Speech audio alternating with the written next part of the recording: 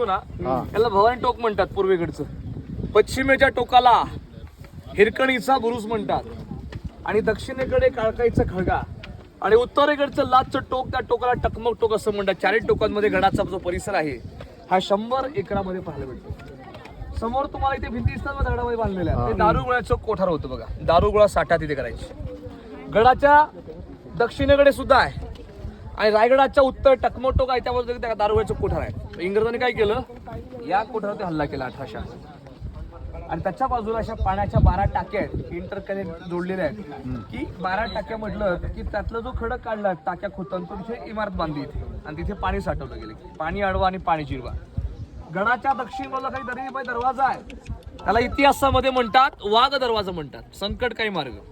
जर आपल्या गडाला वेढा पडला बाल्य किल्ल्यात, आपले महत्वाचे लोक सुखरूपपणे किल्ल्याच्या दक्षिणेकडून गडाच्या बाहेर जाऊ शकतील. म्हणजेच उतरणं म्हणजेच वाघाचं काळीच पाहिजे, त्याला इतिहासात वाघ दरवाजा असं म्हणतात. रायगडाच्या घटना पाहिल्या.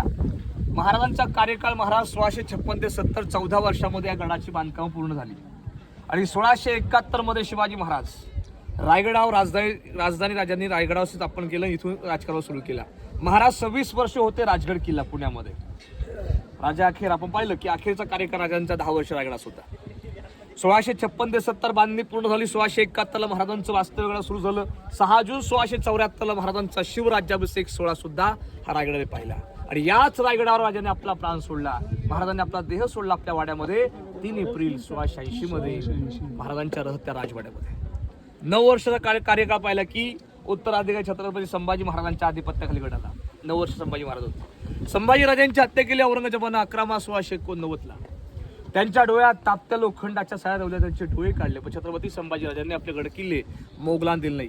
जगाव कसं हे छत्रपती ईश्वर आपल्याला शिकवलं, मराव कसं हे धर्म छत्रपती संभाजी राजा शिकवलेलं आहे. औरंगजेब म्हणतो संभाजी राजा गडकोट द्या, धर्मांतर व्हा. पण छत्रपती संभाजी राजांनी एकाही प्रश्नाचं उत्तर दिलं नाही. अखेर औरंगजेब म्हणतो ना आपल्या बेगमला कि ये मेरे बेगम साहिबा उस काफिर सिवान एक संभा जैसे बेटे को जन्म दिया, उस संभा जैसा बेटा हमारे घर में पैदा होता तो हम पूरे हिंदुस्तान में राज करते. हमारे 4 बेटे निकले निकंबे बेकार निघाले असा औरंगजेब बादशाह म्हणतो. संभाजी महाराजांचा एक शेर आहे, देश धर्म पर मिटने वाला अरे शेर शिवा का छावा था, महापराक्रमी परम प्रतापी ऐवने की शंभू राजा था, ऐवने की शंभू राजा था. बोला धर्मवीर छत्रपती संभाजी महाराज की जय. आता समोरची वास्तू तुम्हाला दिसते, नगारखाना गेट आहे. आपण जाणार जवळ. नगारखाना म्हटलं तर बाल्य किल्ल्याचा मुख्य प्रवेश दरवाजा आहे, गडाचा मुख्य महादरवाजा आहे. नगारखान्याचं काम तुम्हाला गेटवे ऑफ इंडिया किंवा दिल्ली गेट सारखं दिसतं, पण याची बांधणी पाहून इंग्रजांनी मुंबईला गेटवे ऑफ इंडिया बांधला. ही जुनी वास्तू 16 शतकातली आहे. वरती काही सिंबॉल आहेत, जसं महादरवाजे होते आहे तसे इथे आहेत. प्राणी गंड विरुंड आहे. हत्तीसारख्या औरंगजेबाच्या बलाटेशाही महाराजांनी आपल्या पायात दाबली.